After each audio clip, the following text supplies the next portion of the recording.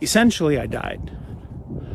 My heart stopped, my liver shut down, my kidney shut down, my lungs turned off. I was done.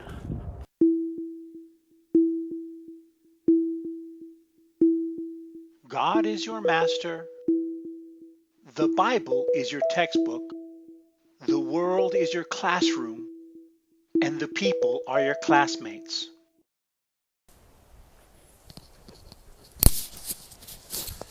Okay, so today, friends, is kind of a special day for me. This is the first day I'm doing my daily walk in months. Why? Well, around the election time, in fact, I think the Sunday before elections were beginning, I got food poisoning. And when I got food poisoning, I thought, well, no big deal. I'll just go home and fast it off, right? Now, to put things in context, how you doing, sir? To put things in context, you have to understand that I've pretty much started the practice of fasting after high school. And I have fasted, and we're talking about no food, just water, okay? 7 days, 3 days, 8 days, 10 days, 12 days, just different times, different amounts. The longest I've ever fasted, it was very painful, was 21 days. Then I did an 18-day and another 12-day or whatever. But usually once a year, I'll go on a fast where I do nothing but drink water.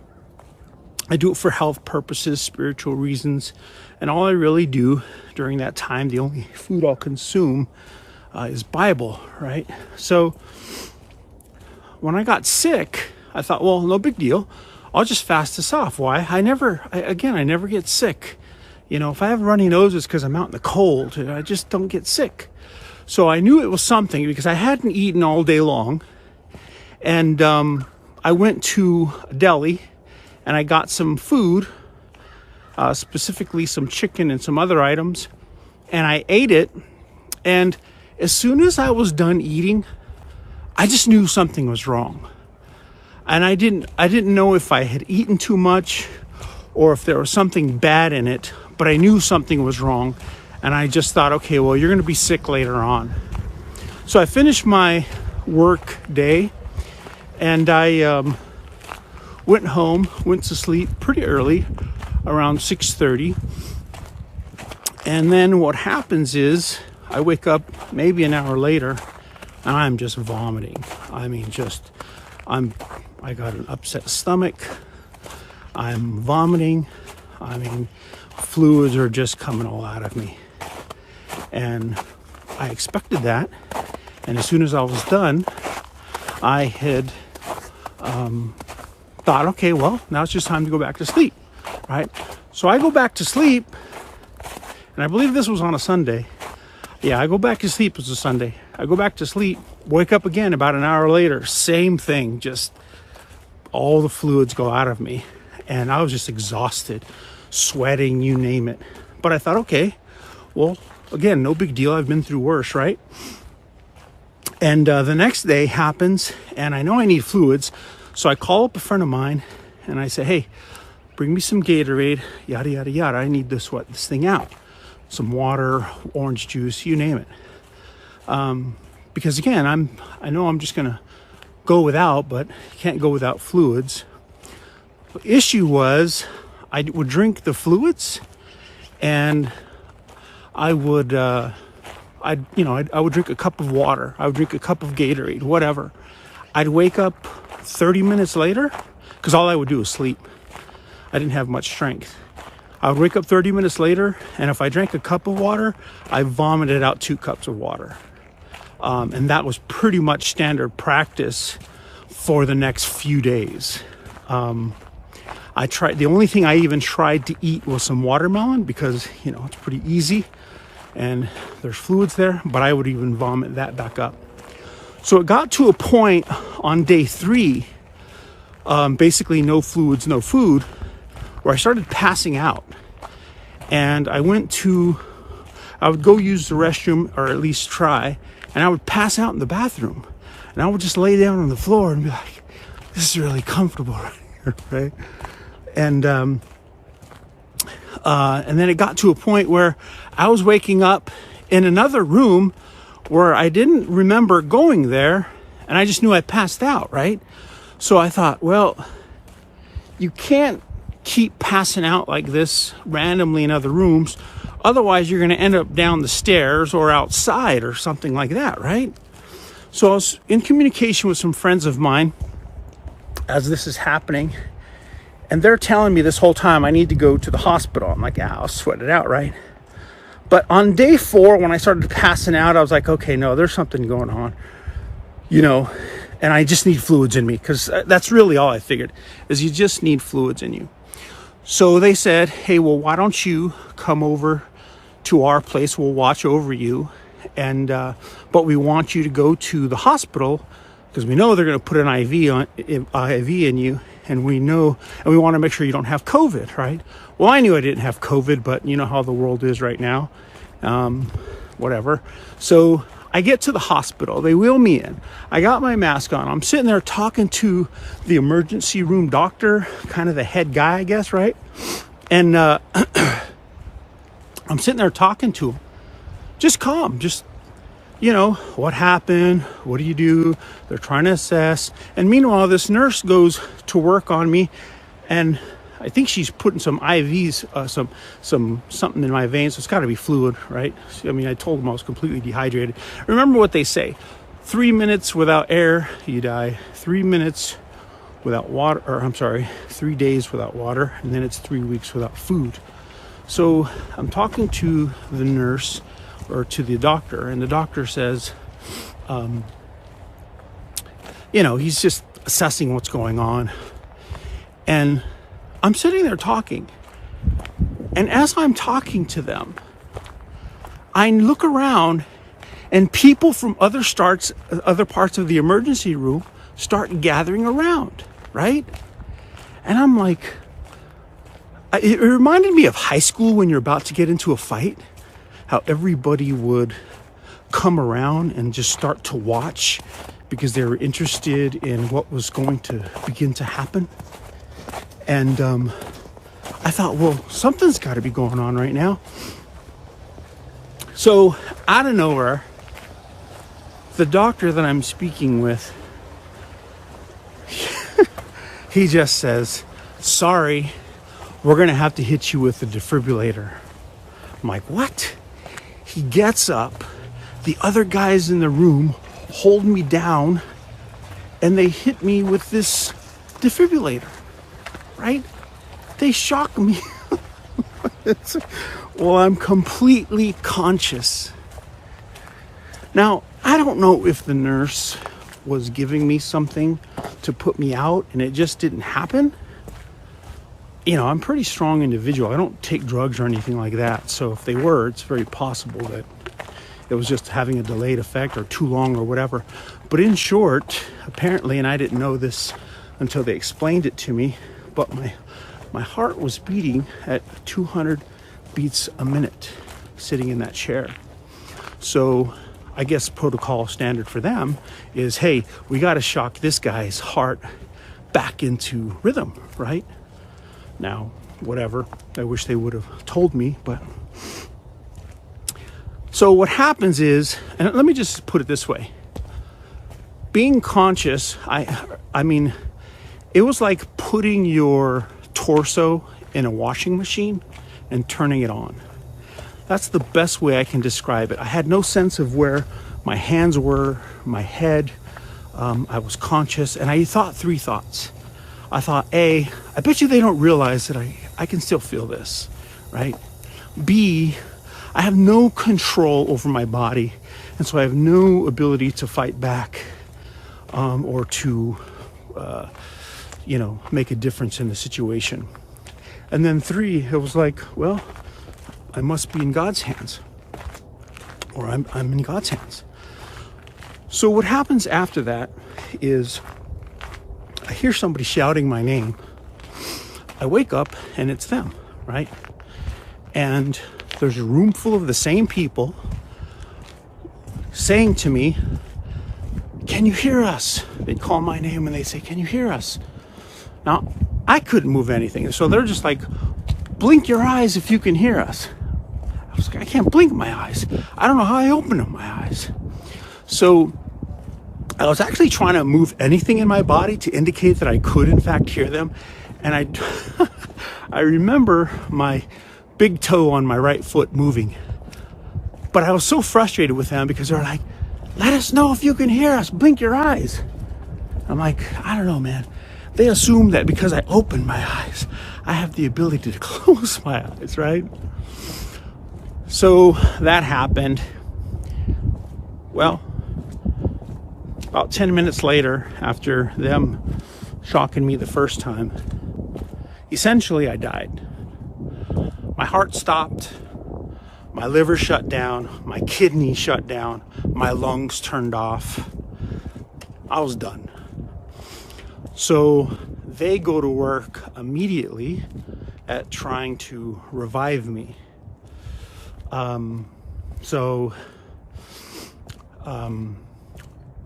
They got once they find, you got to figure they started trying to pound on my chest and everything they do to get a body like that going again. So they get my heart started again, right? Then they put me in their, I guess it would be ICU. And they call up my friends and they tell them, well, you better come back to the hospital because you're going to have to say goodbye to this guy, right? Because essentially they didn't expect me to make it. You got to understand, I was, I had my machine breathing for me. I had tubes in my nose. They put a tube in my man part, right? Catheter. They put a stent next to my man part. They went all the way down to my leg and then strapped my leg to the bed. They had about these 8-inch, I don't know what they were, 8-inch like plastic tubes that went down each side of my neck. I had IVs in both arms, and I didn't know it, and it's kind of funny because they told me later on that I was actually trying to move. I was becoming restless, trying to wake up. And so they had to give me propanol to knock me out further because basically they're like, we can't have this guy waking up with all this stuff in him, right? Now, to put it in perspective, apparently propanol is what they call the Michael Jackson drug. Just a little side note. That's what Michael Jackson was taking to go to sleep. So that kind of gives you some insight into that. But anyway, my friends, they come and they say goodbye or whatever. And they put my daughter on the phone. Now, my daughter, apparently, she told me that she was, hey, you can make it, you're strong, yada, yada, yada. But obviously I didn't know any of this was going on. I wake up the next day essentially thinking, well, what just happened to me? They had to come in and explain to me everything that was going on. And then they were going to give me some time before they started conducting these tests. So they take, I don't know, you name it. They tested me with all this blood work, which, by the way, they gave me a complete plasma transfusion. They had me on dialysis, right? I was just in bad shape. One of the cardiologists came in and he says, hey, just want to let you know, we're calling you the miracle man around here because we really didn't think you'd make it, right? So now what starts happening is I start getting all of these tests done to me. And in the doctor's mind, at least according to them, there were several doctors, not just one. They basically were like, well, we don't know why you died. Now, anyway, I have some thoughts on that. But so what happens is they say, we want to test for cancer, right? We think you might have bone or cancer in your bone marrow. So we're going to take this machine and we're going to turn you on your stomach and this machine's gonna go in your spine, the lower part of your spine, and it's going to collect some bone marrow. I'm like, nope, that's not gonna happen. So then they come in and they go, well, we need to test your heart, right? Because your heart's only working at 40% capacity or something like that, 20% or something that was bad, right? And so we want to do a biopsy on your heart, which means they're going to scrape some cells off my heart. I'm like, nope, that's not going to happen. I had 2 cardiologists come in with the charts and tell me, well, we need to put a smaller defibrillator inside your body permanently. So when this happens to your heart again, the machine, the little mechanism, will automatically zap you back into place, right? Apparently it's a common thing. I've never heard of it. I guess I shouldn't say I never heard of it. I just didn't know the difference between that and a pacemaker. So my response to them is nope. You know, and it's funny, they're like, why not? I said, look, it's been like 3 days, right? How are you going to make me make a lifelong commitment, 3 days to put something in my body? Obviously, to me, it's not rocket science, to be honest with you. Now, I'm not a doctor, so maybe you just want to turn this part off, but you don't go without food or water for 4 days and not expect a rapid heartbeat. Now, I understand them zapping me because in their mind, that's protocol. But it wasn't until after that I died, right? And so the doctors, they're just frustrated with me because I won't do what they want me to do. And I'm like, look, at the end of the day, you're either going to live or you're going to die. Now, I'm going to tell you guys something, and at least I can say this from personal experience, and I'm sure there's many people out there, but I don't know too many, where they can tell you dying is easy. Living is the challenge, right? I walked in, they hit me, 10 minutes later I died. Like, it was pretty easy, really. The challenge is lying in there in that bed with all these tubes in you, not being able to move. I'm wiggling my toes like it's the Kill Bill movie. I'm like, just move your big toe, right? Because if you just move your big toe, you can start from there. So the cardiologists come in with all of these charts and they show me.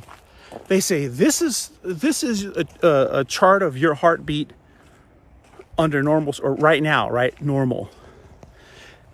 And this other chart is your heartbeat beating at 200 beats a minute.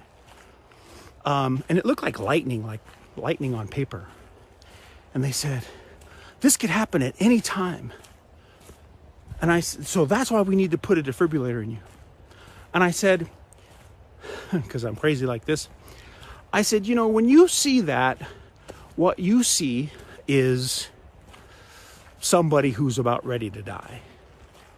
When I see that, I see somebody who was able to carry on a normal conversation with a doctor under those circumstances, and I think, you know, that's a pretty strong individual there, right?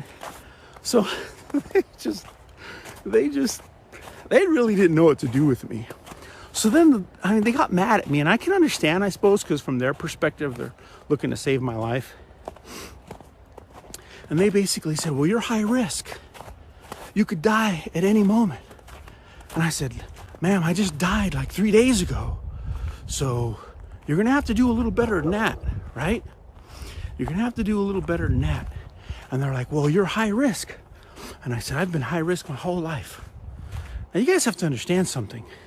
And I'm not saying this is a good thing, but I mean, some of the earliest things in my life, when I was 14, I was shooting a gun from a moving vehicle, and I got the slit off the vehicle, and the vehicle actually hit me, knocked me off side the road, and then it literally ran over the back of my legs.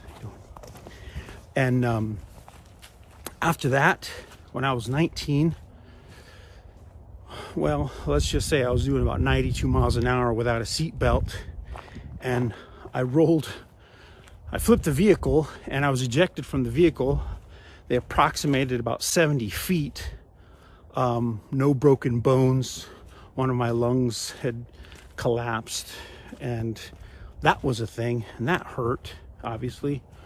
And then not long after that, when I was still healing, I think I got beat up by like 5 cowboys. I was trying to help a friend of mine who was getting jumped by them, and I was like, no, beat me up, right? Yeah, so they did that.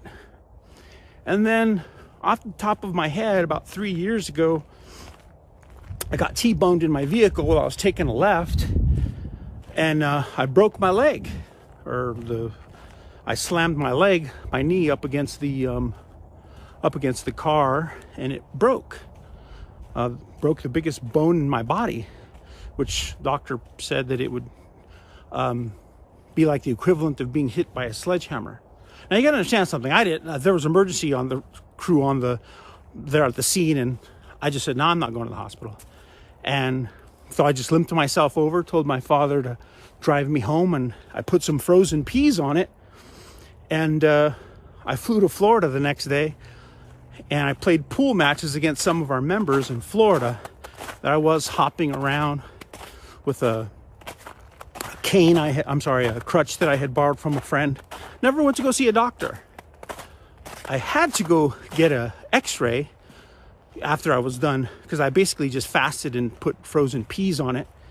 And I started going dancing and whatnot to test it. And then I was like, well, I'm ready to go back to fight class. Well, the people in fight class were like, well, sorry, we need a doctor's note. So I just went to go get an x-ray. And that's it. I mean, I just never get sick. So I knew that it was food poisoning. I knew that it was, me not eating or drinking, which led to rapid heartbeat. And there I am with these cardiologists trying to convince me to go ahead and put all this stuff in my body and do all these things. And I'm like, no, I don't think I'm going to do that, right? Let me explain something to you. If God wanted me dead, a defibrillator is not going to stop that from happening. However, on that note, if God wants me alive, it's not going to be a defibrillator that, or the lack thereof, oppose that from happening. Now, let me just also say this. Obviously, I'm completely, probably abnormal. In fact, they actually brought in a psychologist, right? But I'm not telling you not to take medication, not to listen to doctors. But what I am saying is that they have a routine and they go through step 1, 2, 3. It's not for me. And so I told them, they said, well, what if you have cancer? I said, even if I have cancer, even if you came back and told me that I had cancer, I'm not going through chemo anyway. I'm just going to fast, right? I'm just going to fast and read a bunch of Bible. If I die, I die. They're like, how is it that you're okay?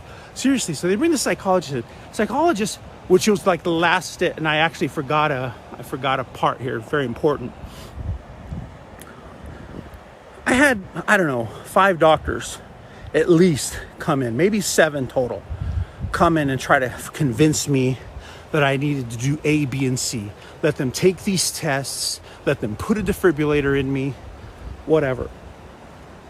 And finally, when a doctor comes in, now you guys understand, I'm 4 or 5 days in ICU. I got all these tubes in me. I'm just trying to heal, let alone like fend off these people that are trying to put stuff in me and do stuff to my body. And so I feel like I'm playing a verbal chess game with everyone that comes in there because, I don't know.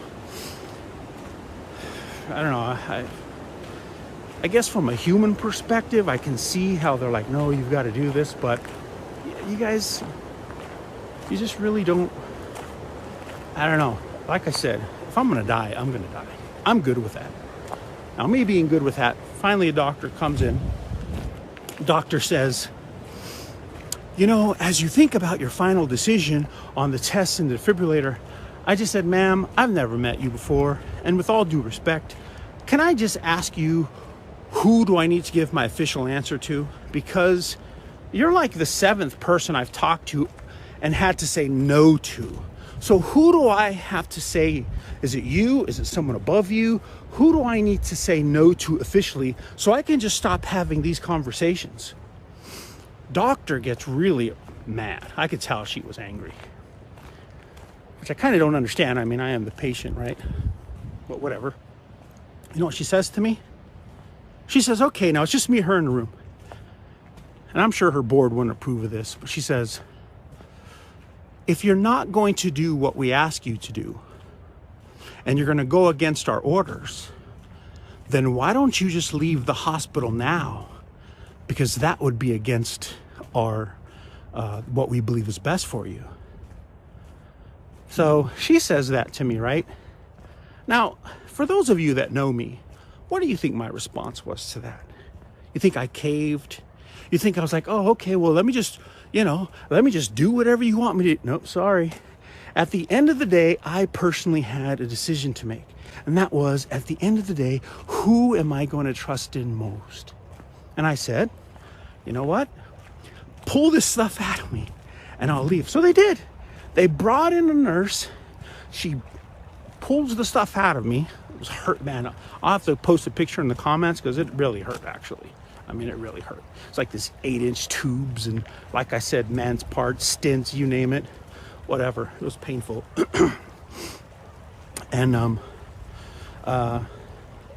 And before I'm leaving, they send in the psychologist. The psychologist, I assume, this is just me assuming now, is there to make sure I don't have some kind of weird death wish or something. In my opinion, I'm thinking that they're... How you doing? I'm thinking that they're... Hold on, let me get past this water. I'm thinking that... I don't want to say they're trying to commit me, but I don't know. It's like they wanted to, I don't know, make sure I wasn't crazy so that they would then have the authority to do whatever they want. So this guy comes in, right? And he's sitting there, and I realize, okay, here's the psychological chess game going on, right? One more time. So the guy's like, well, you know, he goes, how is it that you're so okay with dying? I said, you don't know whether or not I'm going to die. I mean, at some point, right? Not unless the Lord comes back prior to that, I'm going to die. So how are you not okay with it? I mean, something's just going to happen. I said, but let me tell you, I know where I'm going to go, and that place is better than this place. So why would I have a problem with that? Right? He says, fair enough. I understand your faith. So then he goes, let's talk about your emotional state. Let's talk about your emotional state. I don't know, man. I suppose in this world, in this atmosphere, with what's going on in the world, you probably need to talk about everybody's emotional state. But you know what I told him? I just said, look, sir, I'm just so not the guy for this conversation. You're watching a movie, you feel sad, you change the channel. How difficult is that? You want to laugh? Watch a comedy. You want to be scared? Watch a thriller. It's really that simple. I'm either going to focus on the negative things in life or I'm going to focus on the positive things in life. I mean, understand that I just died, right? Now, let me share a little secret with you guys. I am not a grumbler. I am not a complainer. So one of the immediate goals of the moment I become conscious is I don't just start, oh, why me and what's going on? Nope. I say, and I make a commitment, I'm not going to complain one time. I'm not going to grumble one time. I'm not even going to say I don't deserve this, right? You can't only take the good from God, you take the bad, right? So that's at the end of the day what got me through and what gets me through. So leaving the hospital against doctor's orders, right? Against doctor's wishes, now I have to go home and heal. Well, I don't have anybody at home. And what started happening was, well, let me back up a second. When my heart stopped, the blood in my heart had to do something, and it wasn't moving anymore. So it started to coagulate, right? It started to become solid, less fluid. And so when they started it up again, and I had a bunch of blood clots in me. Now, those blood clots can be a dangerous thing. One goes to your brain, you're done. One goes to your heart, you're done, right? When it goes to your lung, you're having some serious issues. In fact, we've probably all heard of people who've passed from a blood clot at some point. So when I went home, my body was sending all of this blood to my feet. Wasn't sending it to my brain, wasn't sending it to my heart, didn't send it to my lungs. It sent it to both feet. And my feet just swelled up with this, like, they just were red, like purple. And then what started happening was they started molting and scabbing and like shedding, like the skin on my feet literally started, I could just peel it off. But that's how my body chose to get rid of the blood clots, you know? And so, and it's so funny because like I went for a follow-up, right? Because I don't know, if it's up to me, I'll just ghost them. I'm gone. Like, you'll never see me again, whatever, I'm out. But my friends who are, you know, I have several nurse friends and several doctor friends and friends who deal with hospitals all the time. And they're just like, why don't you just go in for a follow-up or whatever? So I go in for the follow-up and the doctor asks me, is there anything bothering you? And I said, no, I mean, outside of my feet, right? I mean, they're swelled up and they're flaking off skin, which is really the blood. You know what the doctor says? Oh, well, we can give you a liver test. And if the liver test is good, then we can start giving you some water pills to help with that. And I just say, ma'am, I didn't say I had a problem with it. You asked me if there's anything else wrong. Well, technically speaking, that's not normal for me. So that would be the thing that is wrong. However, I don't want to interrupt the natural healing process of my body if that's what it's choosing to do. So, no, I don't want a test. And I don't want pills. I'll just go home, I'll lay my feet up, and I'll just wait. And I'll just heal. And I'll mosey around like an old man with a cane, which is what I did, right? So today, as you guys can see, I'm walking because this was my daily routine. This is what I would do. One of the things is I would put on the Bible app and I'd listen to the audio. I would listen to the audio and I would just listen to the Bible while I go walking. 40 minutes a day, whatever the case is. And the doctor asked me not to do this, and they convinced me, or I should say, they convinced me to take pills for 30 days. They're like, please take these 3 pills. I'm like, well, what do they do? What are they? What are the side effects, right? I'm just asking all these questions. Doctor, cardiologist told me, we're not used to people asking so many questions.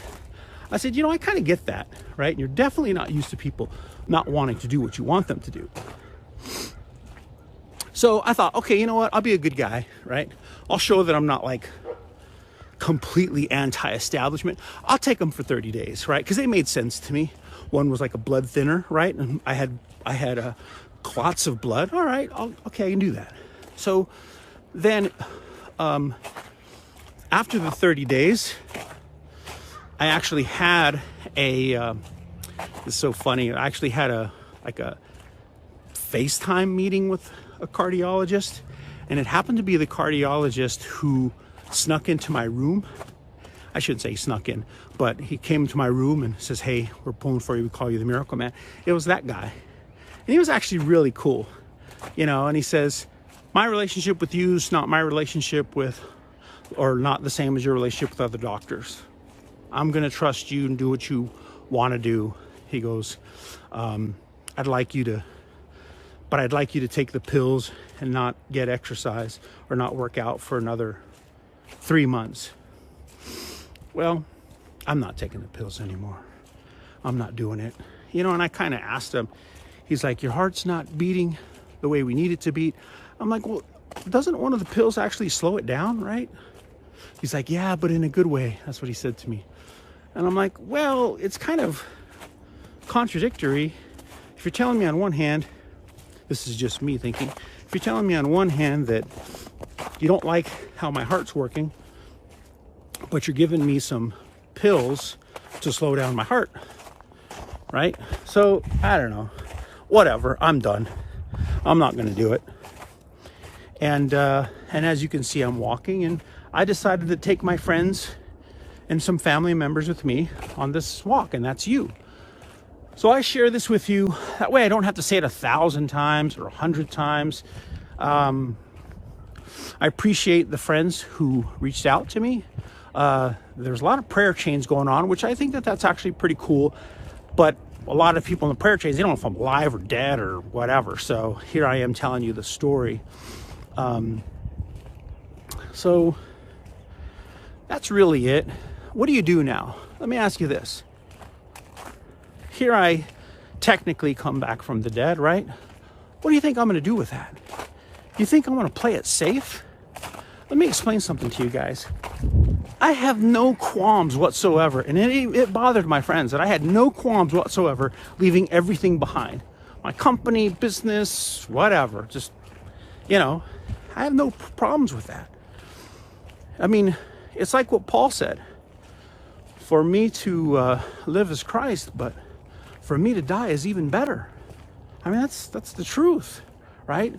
Now, there is one thing that I'll tell you that I'm actually happy for, and that is, I think, as you guys have gotten a taste of it, I think that our country is going to go through some, let's just say, challenging and interesting times. And honestly, I think you're going to need some men in the world who are going to be able to make sense of it all when it happens.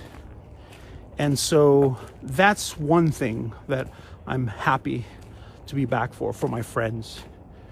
I don't want my friends to go through things without me. But that's not for me. That's really for them.